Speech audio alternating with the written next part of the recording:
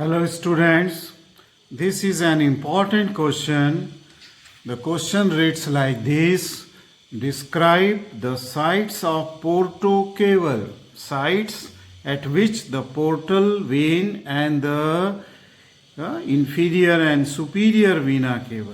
Portocaval means the portal vein and the vena cava. Okay, sites at which the portocaval, and portocaval is also known as portosystemic. Portosystemic. There are two types of the venous circulation. One is through the portal vein, which drains to the gastrointestinal tract, spleen. Okay, and the systemic means the rest of the somatic body is drained by the systemic veins, that is superior vena cava and that of the inferior vena cava. So describe the sites of the portocaval or portosystemic anastomosis, okay? And then mention the clinical significance of this anastomosis in the portal hypertension. So whenever the portal hypertension takes place, what are the significance of this anastomosis between the portal and the systemic veins, okay? Systemic veins. Now, here goes the answer. Answer is like this, okay, that the following are the sites where there occurs the communication between the tributaries of portal vein and superior and inferior vena cava. So this is the communication, or it is the anastomosis between the tributaries of the portal vein and the tributaries of superior vena cava, and mainly with the tributaries of the inferior vena cava. Now these are the sites of communication, forms an important route, okay? The sites of the portocaval anastomosis or communication forms an important route of the collateral circulation, okay, in the portal hypertension.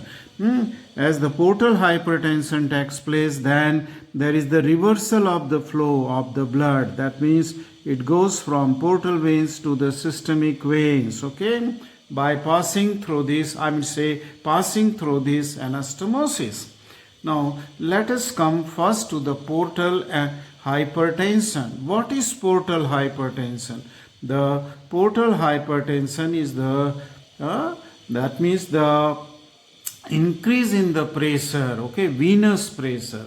The normal pressure within the portal vein is about 10 millimeter of mercury. 10 millimeter, that is the normal pressure in the portal vein, okay.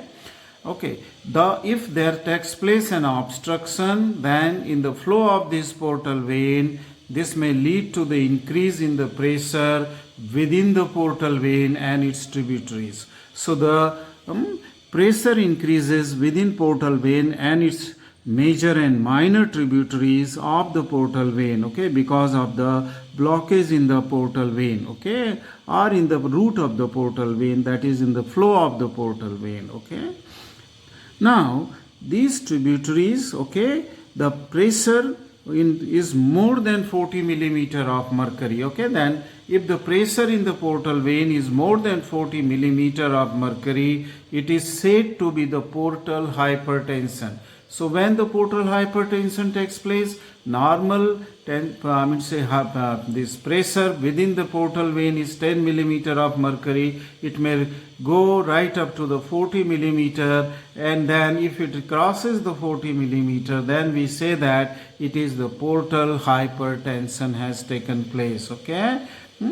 Now this obstruction to the flow may occur at the following three levels, but before that you should know that portal veins has no valves, okay. That's why this portal hypertension is more important, okay. It is more important because it is a continuation accumulation of the blood within the large tributaries and the smaller tributaries of the portal vein. Now, which are those following three levels where the obstruction in the portal flow can take place? Number one, it is at the level of the hepatic veins, okay, where it takes place at the level of the hepatic veins. See here in this diagram, just a very rough diagram, this is the liver, this is the superior mesenteric vein, this is the splenic vein. They join to form this portal vein which divides into right and left branches, and then you see here the portal veins, they break up into right and the left lobes of liver into the sinusoids, and these sinusoids, the blood flowing through this sinusoid ultimately collects through the hepatic vein and drains into the inferior vena cava. So the obstruction of the portal flow may take place at the level of the hepatic vein. See, these are the hepatic veins, right and left hepatic veins opening into the inferior vena cava. If this obstruction is taking place here in the hepatic vein, just I will draw the obstruction by some other color here. See, this is obstruction has taken place here in the hepatic vein, and this condition is also called as the Budd-Chiari syndrome. The obstruction of the portal vein, okay, hepatic vein, not portal, hepatic vein is also called as the Budd-Chiari syndrome. So this is the first side of the obstruction which may lead to the increase in the portal hypertension, okay, which is cause of the portal. Second is at the liver, okay. If the cirrhosis, as I told you in the last video, what is cirrhosis? It is due to the, fibrosis in the liver. That means this fibrosis will interfere with that of the flow of the sinusoids, blood through the sinusoid. So the sinusoids are replaced by fibrous tissue. The whole of the liver or part of the liver become fibrotic, hard, and the blood flow is impossible, okay, or become very, very less through this. So if the cirrhosis takes place, or it may be also that there is a liver cancer or the tumor of the liver may press on to these big venous channels passing through the liver. So that may also produce the obstruction in the flow of the portal blood, okay. So second obstruction is either due to the cirrhosis of the liver or the tumor of the liver. The third obstruction which takes place is at the level of portal vein itself, okay. Here may be the obstruction of the portal vein because of the thrombosis, okay, or because of the tumor in the neighboring area which may press on to the portal vein, okay. It may press on to the portal vein, okay. So these are the three sites where the obstruction in the portal flow can take place, which ultimately will lead to the collection of the blood into the tributaries of the portal vein, the splenic vein, inferior and superior mesenteric veins, okay. They will be mainly affected, and ultimately, okay, lot of the conditions, problems will arise, including the ascites, which I told you about this into the last video. Now, because of this portal hypertension, okay, the following are the sites of anastomosis which occurs normally, okay, and these are between the portal and the systemic circulation. So there are some sites in the abdominal cavity normally where there are the anastomosis taking place between the portal system of veins and that of the systemic veins, okay. Between the systemic veins means those veins which are directly draining, into the caval, okay, that is to the superior vena cava. Say for a hemiazygous vein will drain into superior vena cava, while the rest of the other veins, they will drain into that of the inferior vena cava, okay. So with the tributaries of the portal vein and systemic veins, there are some sites in the body, especially in the abdominal cavity, where this anastomosis is a normal thing, okay. Anastomosis is, and this anastomosis, they will open up in the portal hypertension. So the blood, because of the blockage in the portal hypertension, will go in reverse direction. It will not flow through the liver to the hepatic vein to the inferior vena cava, but it will flow through this anastomosis, okay, and then it will go towards the systemic veins from the sides of this anastomosis, okay, from the sides of this anastomosis. So after learning what is a portal hypertension, how it takes place, let us come to the sites of anastomosis, okay. What are these different sites of anastomosis and what will happen at these sites of anastomosis when the portal hypertension will take place.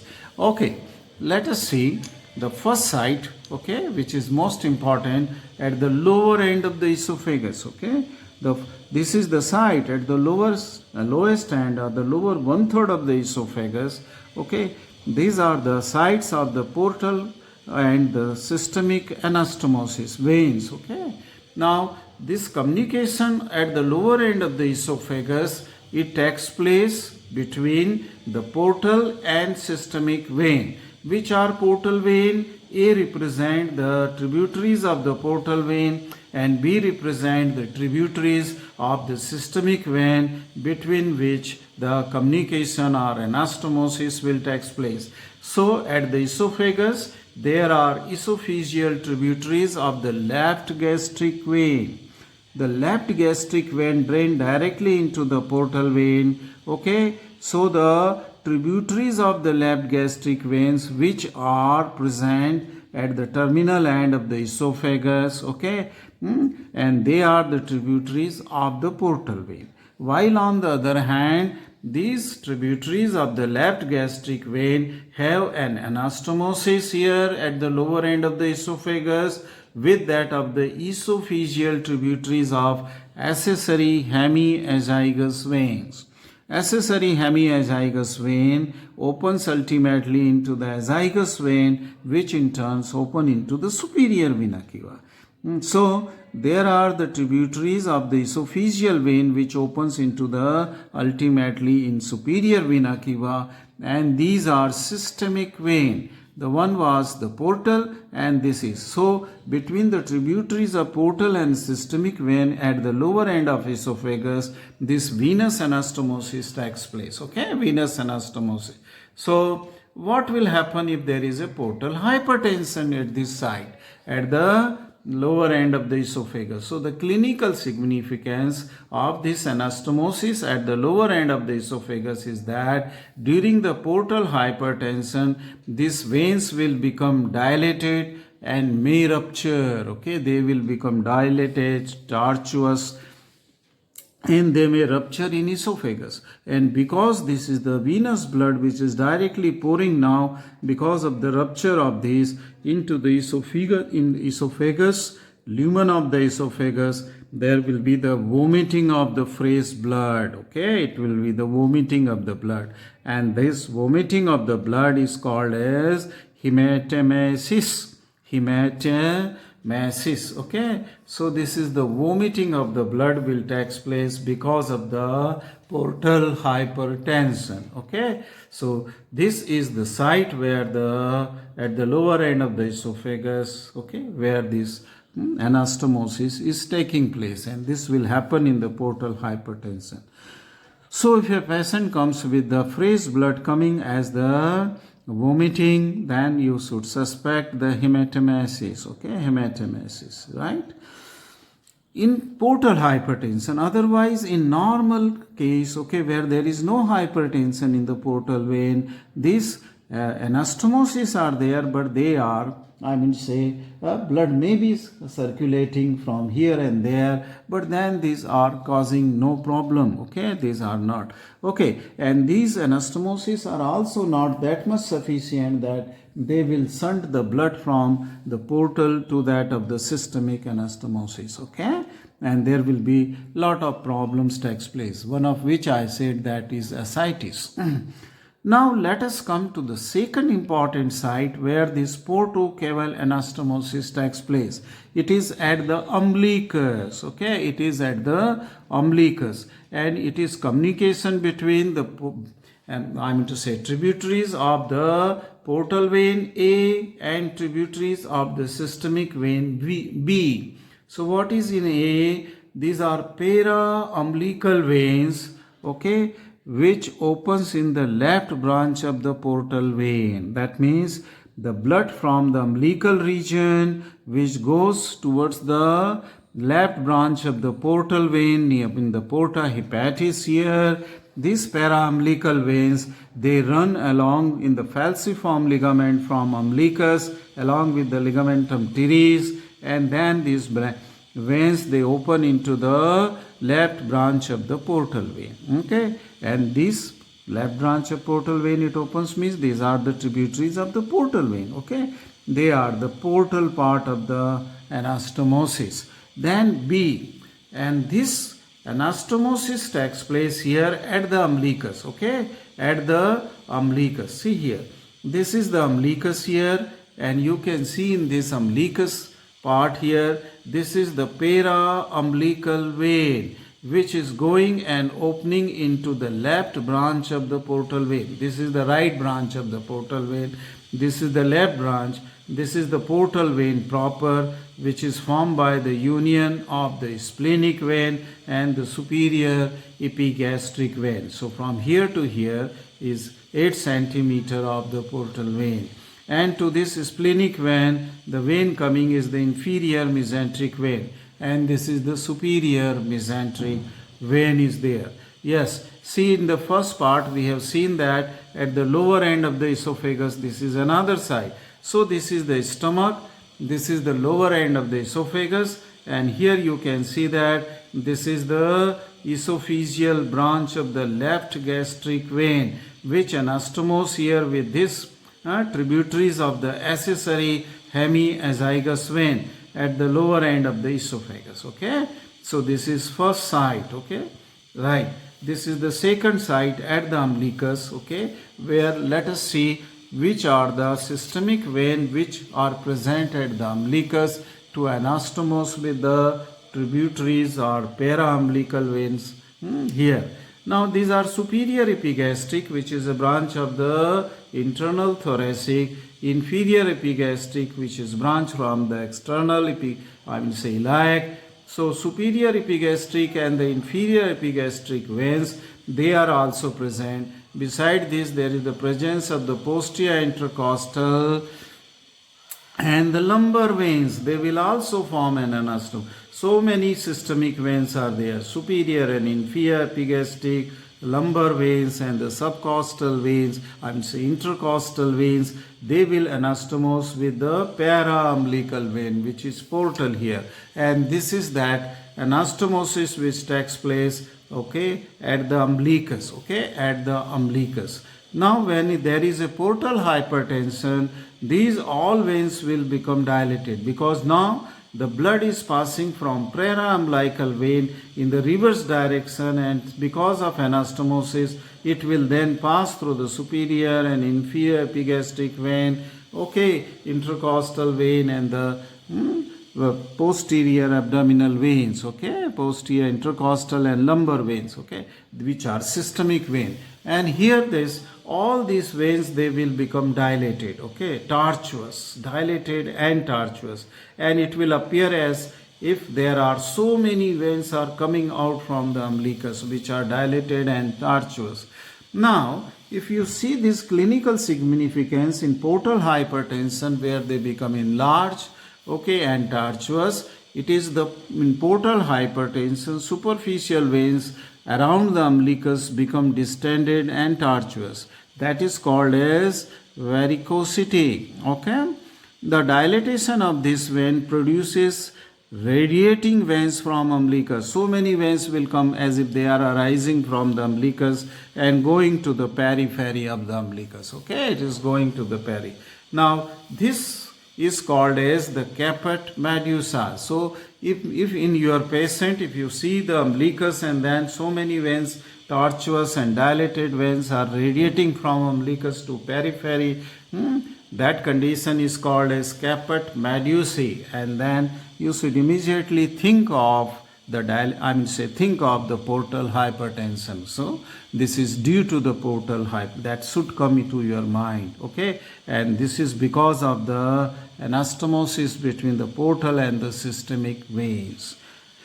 The third condition is here, and it is at the anal canal. Okay, see here in this diagram, this is the rectum and this is the anal canal is here.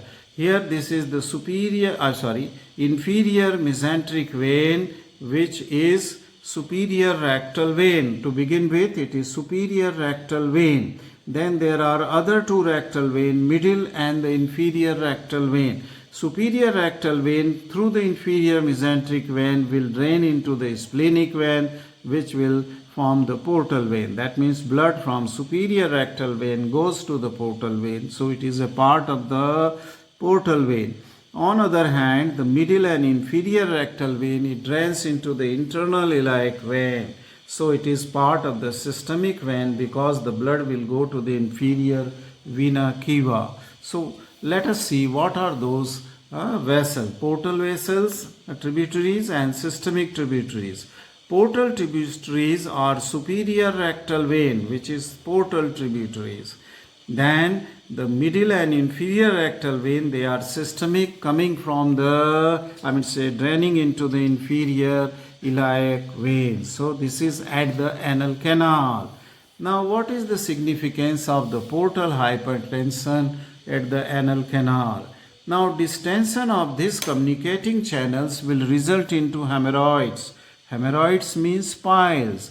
So the veins, at the upper end of the anal canal, they will get dilates, and will in the form of a pedicle like structure, or a protruding thing will protrude, even it may protrude out of the anal opening, and this is called as the hemorrhoids or the piles, internal piles, what is called as, and this is due to the increase in the portal hypertension, and these veins, which are at the site of the communication between superior, middle and inferior rectal veins, will protrude, it will form the piles. Now this is called as hemorrhoids. Now it is not always necessary to have the portal hypertension for the formation of hemorrhoids or piles. Otherwise, in normal person also, hemorrhoids or piles are formed. But these peoples are also having the problem of the constipation. So during the constipations, they have to pass the stool under stress, and stress lead to the increase in the local tension or hypertension in the tributaries of the portal vein at the rectum, and this leads to the formation of hemorrhoid. There is no general increase in the portal tension or portal hypertension. It is localized increase in the portal tension, in the rectum and anal canal, which leads to the piles. Otherwise, there is no portal hypertension. So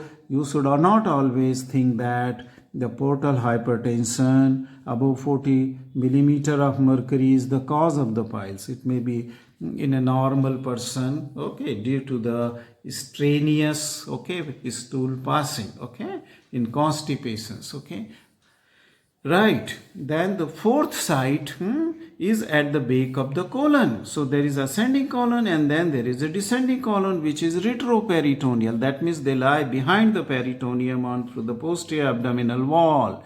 And this retroperitoneal organs, including that of the duodenum also, which is they are lying just onto the posterior abdominal wall. All these three structure, that is duodenum, ascending colon, descending colon, they are drained by the portal vein, tributaries of the portal vein. But since they are lying onto the posterior abdominal wall, there are some venules, they will also drain into the systemic vein onto the posterior abdominal wall. So A means the portal tributaries are veins of the retroperitoneal organs like ascending and descending colon and duodenum. They drain directly to that of the tributaries of the portal vein. But at the same time, these organs, they have the communication with the venules or the tributaries of the vein which are present in posterior abdominal wall, and they are systemic. Or with that of the tweaks of the renal veins. Okay, they may have the communication with the, which are also systemic, because the renal veins are directly draining into the inferior vena cava. Okay, so thus there is a communication between the portal vein and that of the systemic vein in relation to the ascending and descending colon, as well as into the duodenum. Okay, which may have the communication, and this communication will also dilate and become large. But then this communication here, okay, or portocaval anastomosis in this region is not clinically important. Okay, then the fifth communication which we have to see, that it is at the bare area of the liver. Bare area of the liver means where on the superior and posterior surface of the liver, especially posterior surface of the liver, where the liver is not covered by the peritoneum. Okay, between the anterior and posterior coronary ligaments. Okay, you must have learned in the reflection of the peritoneum onto the liver. Now this communication is there between the veins of liver. Since there is no peritoneum, the veins of the liver, from the substance of the liver, they are directly coming out and having an anastomosis with the veins which are present on the diaphragm. Okay, because this bare area of the liver is in relation to the diaphragm. Okay, so these two areas are very close to each other. They are touching each other, that is diaphragm and the bare area of the liver. That's why the venules from this liver may have the anastomosis with that of the diaphragmatic vein, which drains otherwise to the systemic vein, and there may be a communication between the portal and systemic vein at the bare area of the liver, which may also become dilated in the portal hypertension. Again, not of any clinical significance. Okay, now if a person is suffering from the portal hypertension, as in case of the cirrhosis of the liver, okay, the portal blood is not draining to the through hepatic vein, okay, into the inferior vena cava. It gets accumulated, and I said that these channels of the portocaval anastomosis at various sites, though they will become enlarged, dilated, tortuous, and will lead to the lot of problem, okay, say for ascites in the abdominal cavity, okay, caput medusae in the umbilicus, piles or hemorrhoids in the anal canal, and the vomiting of blood through the esophagus. Okay, but these channels are not sufficient to drain the blood of the portal vein into the systemic vein. Okay, they are very narrow channels. Okay, not sufficient. Okay, because lot of blood is flowing through the portal vein. Okay, and it is necessary for this blood, because it has absorbed the nutrients from the intestine, the water from the intestine. It has to go to the systemic circulation, but it is not going. Okay, and ascites has taken place. Condition becomes severe. So what should be done? That means there is no other, treatment, except that you have to shunt this blood of the portal vein or bypass the blood of the portal vein into systemic veins, which is enough large so as to carry the blood into the systemic vein, bypassing the liver. Okay, bypassing the liver. And this shunt between the portal vein and the caval vein, that is inferior vena cava, because which is the very close to the portal vein, just posterior to the portal vein lies the inferior vena cava. So a shunt is made by surgeons between the portal vein and the inferior vena cava, which seems to be a little major surgery. Either you can make a shunt between the portal vein and that of the inferior vena cava, or the shunt can be made between the tributaries of the portal vein. Okay, between the tributaries of the portal vein and that of the inferior vena cava. Okay, any of the large tributaries of portal vein may be communicated with that of the inferior vena cava, so the blood will pass from the portal system to that of the cable system. Okay, cable system. This completes the porto-caval anastomosis, its clinical significance. Okay, thank you very much for watching this video.